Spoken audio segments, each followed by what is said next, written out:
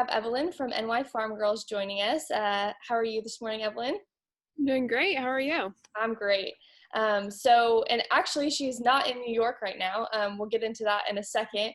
But Evelyn and her sisters run an account on Instagram and other social media platforms where they've kind of taken the agricultural world by storm, I kind of feel like, by telling their story and sharing what they do on their family farm. So Evelyn, if you could kind of tell us maybe a little bit about you and your background and your sisters and kind of all of that to get us started. Mhm. So my family and I own a dairy and crop farm in central New York, right in the Finger Lakes region. And we have about 1,900 acres of crops and around 600 milking cows. And my sisters and I started working there. We didn't start working at the dairy farm until I would say I was in about 8th grade. So we didn't start working there right from when we were little. Mm-hmm. So it took us a while to get involved, which surprises a lot of people. But once we did get involved, we were in charge of feeding the calves. We still have about 100 calves that we are responsible for. Obviously, I'm not anymore, but my littlest sister, JoJo, is taking over that role. And so that's kind of where we started, was in the calf barn. And I would say about a couple years in, Claudia and I just randomly decided to start an Instagram page to share the farm life, because we just had so many pictures of calves on our phone. And I feel like our friends are starting to get sick of seeing it on our personal Instagram pages. So we decided to start a page solely based on our farm and what we do there. And once we did start our Instagram page, we kind of realized wow, there's not many people out here, farmers out here, talking about what they do. So that was really cool to be one of the first people that started advocating. And when we started, it was very innocent. We didn't really think we were going to be where we are now. We just did it to share our lives and have fun with it. But over the years, it's grown a lot. In the midst of all this, the past 5 years, I went to college at SUNY Cobleskill. I'm currently in my last semester doing my internship here in Georgia. So I just randomly decided to move here, and I kind of got sick of New York and I wanted to try something new. So moved to Georgia about a week ago. And Claudia is heading out to Nebraska this fall to go to school at Nebraska-Lincoln, which is really exciting for her because she's also going to get that out-of-state experience, which I think Absolutely. is really important, just getting away from the farm and all that. And then JoJo, our youngest sister, she, over the past few years, she hasn't been interested in New York Farm Girls at all. I feel like because Claudia and I were just so on it and involved in it, she kind of just felt like she didn't want to get involved. She felt like we just did too much already. So Right. she kind of stayed out of it until this past week, actually. I've been talking with her, and she's been our followers are always oh, where's JoJo? And I'm I'm going to try to get her to do more videos. So this past week, I think with me leaving, she felt like she had to take on that responsibility more. So now she's been doing stories, and she just recorded a vlog the other day of her entire day.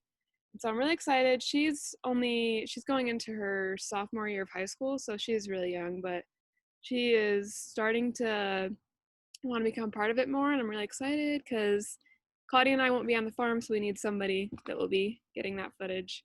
Right. So that's basically our story in a nutshell. Yeah, and it's kind of following along through social media and stuff. It's a really cool story to kind of see unfold. First of all, because you guys are sisters, obviously, and you're young women in agriculture, which is, I think, awesome to see.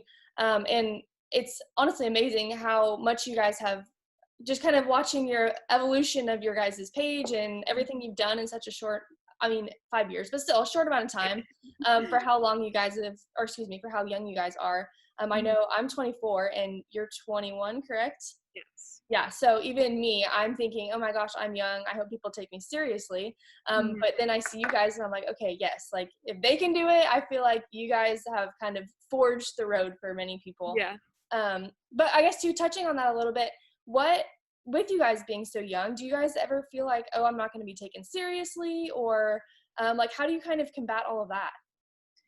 Well, we are more like, I don't know, I feel like we're not taken as seriously with the other advocates in the business because we are like the youngest one. Not the youngest, there are some more like Mhm. younger around our age, but we're one of the bigger pages that are young. And I feel like we have to work extra hard to create relationships with them and like make them believe that we're professional and legit because I feel like a lot of the older generations are like, oh, they're just a bunch of teenagers, they don't know what they're doing. And that Claudia and I definitely work hard to try to, like, we are fun people, we're sarcastic, like we're not going to change that, but when we are in like the industry and we're trying to create an image for ourselves, we try to look more professional in that aspect. But overall, our followers, they don't really say anything about us being young and naive. They just kind of like support us all the way. But I feel like when it comes to other people in the business, we have to work a little bit harder to gain their respect. Yeah. And I think too, one thing about you guys is you put out so much factual content. I mean, you can tell it's your daily life and exactly Mm-hmm. what you guys are doing. So I think that is definitely a plus because you can tell that you guys are not chasing fame or anything like that. Like that's just who you guys are. And you're just telling your story. So I Mm-hmm. definitely commend you guys on that for sure.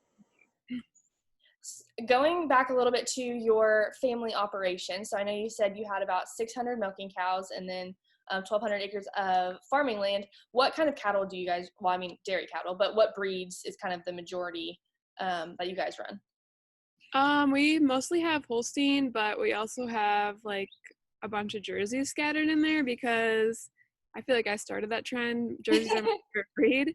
And so like all the jerseys, they don't even dare to sell them because I love them so much. Like my favorite jersey, Raina, she's got to be almost like 7, 8 years old, and that's like getting pretty old Yeah. for like, being in the herd still. But she's still going along, and I know they're not going to get rid of her anytime soon. So we have mostly Holsteins, and then jerseys, and then Claudia has like a few lineback cows in there, just random, and then there's like crosses between Jersey and Holstein. So Gotcha. And what is the main product that y'all's milk goes to? Is it milk or is it kind of used for other products? we sell it to Agrimark, which goes to Cabot, so it's mostly goes for cheese. Okay, cheese. And two, I mean, being in New York, that's maybe a state that most people don't think of being involved in agriculture, but clearly you guys have a large operation. What is something, maybe I guess when you're interacting with people and you say you're from New York, what's kind of the typical reaction you get from people? Okay, if they're from New York, they're like, they don't think any different Right. because they know. But if they're from like out of state, we get a lot like, oh my God, wait, there's farms in New York? Because when you do think of New York, it's usually New York City. But we like to just prove to people that there are a lot of dairy farms in New York. Actually, I don't know if we still are, but I think we went down, but we were one of the top 5 Hmm. dairy producers in the country. So Yeah. that's surprising to a lot of people. Yeah, I think, like you said, if maybe they're from there, but just kind of being on the outside, I think it's shocking that people realize that or don't realize how vast farming and ranching is. I mean, it's everywhere. So, Yeah. um, and then your internship that you are currently doing, tell us a little bit about that. Yes, so I'm actually doing like a 2-part internship because I have to get 600 hours to graduate. That's how Kobolsko works. My last semester has to be the internship. I don't have to do actual classes, which I'm really excited about because I don't enjoy school. So I currently am interning remotely at Country Folks. It's a publication business, and I basically am helping to run their social media, create their newsletters, and write press releases for the Empire Farm Days that's coming up, and just like stuff like that. I only do like 10 and 12 hours a week on that, so it's not like too much, but I'm definitely learning a lot there. And then the one in August that I'm really excited for, it will be down here in Georgia at the Dairy Alliance, and there I'll be working with their communications team and helping to create that kind of what I do now for NYFarmgirls, but like on a like bigger scale and like with consumers and farmers all down here in the South. Gotcha. So how do you like Georgia so far? How long have you been there? I've been here for a week and 2 days, Okay. and so far I really like it. Like, it's just weird being able to walk outside every day and have it like not. It's like nice out every day, Yeah. which Yeah. is weird because in New York it's like one day it'll be snowing and then the next day it'll be like 80 degrees. But here it's like nice. It's kind of humid, so I like the weather a lot. The people are like way nicer. It's so weird. Like, I'll be in like a store and someone will start a conversation with me. I'm like, wow, this is weird. Yeah.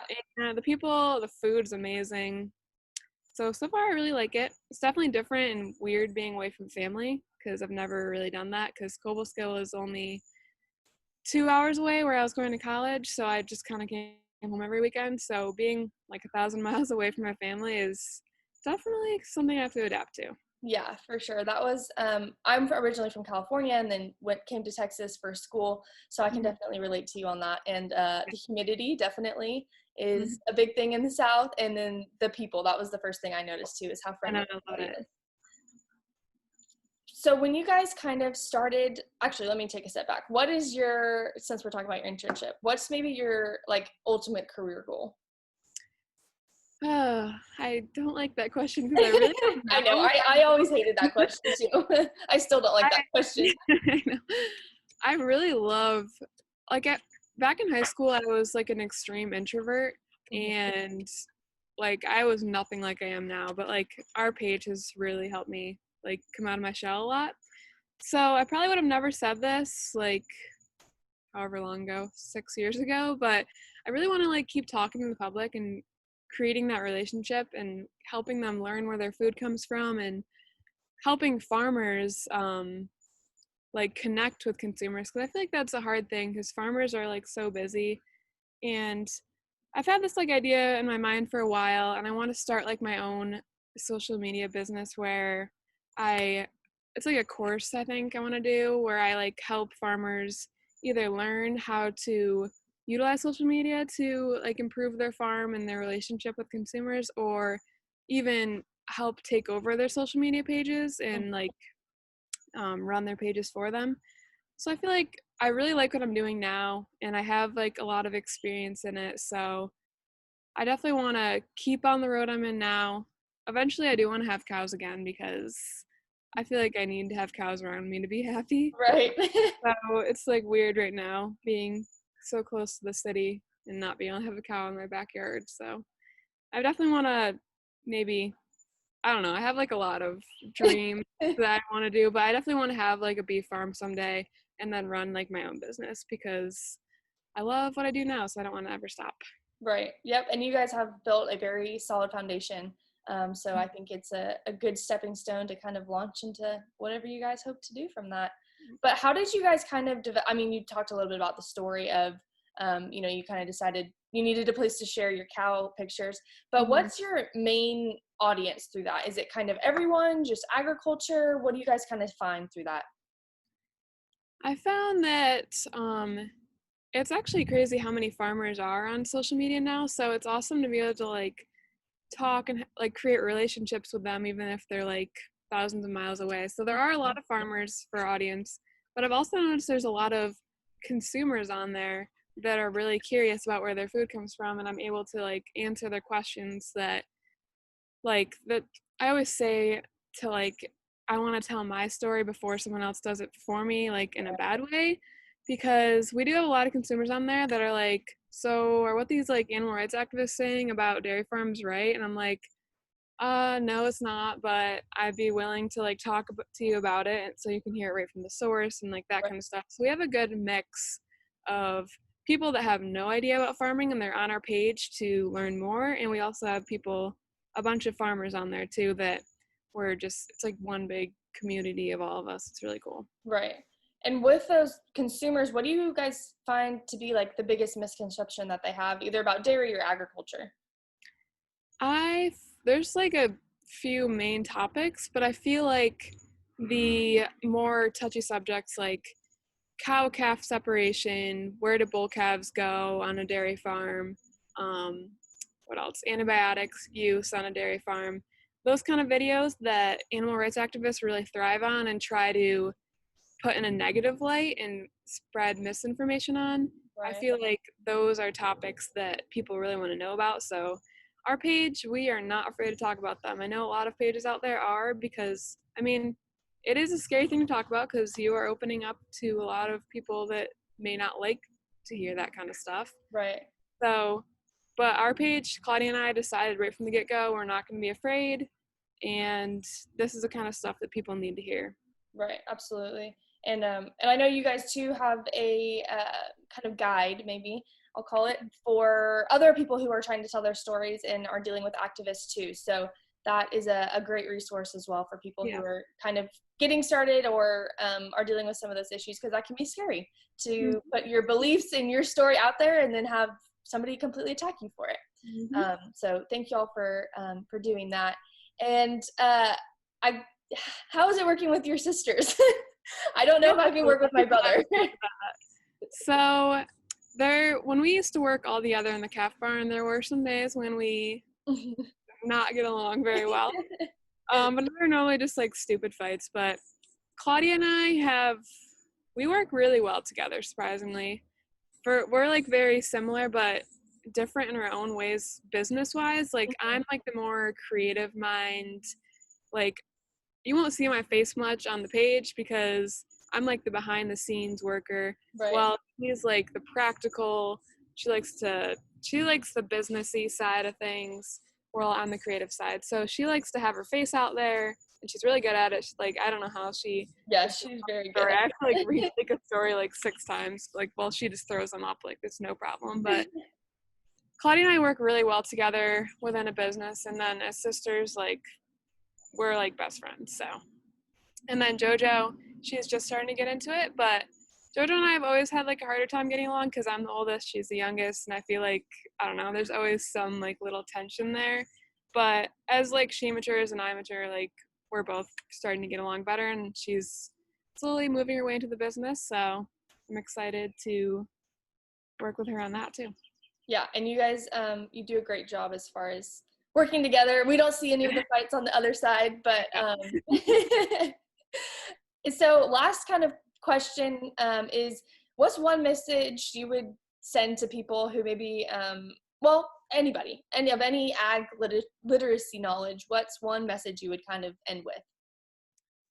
Well, I always say this, and some people really don't agree with it, but I think there is no excuse not to be telling your story as a farmer.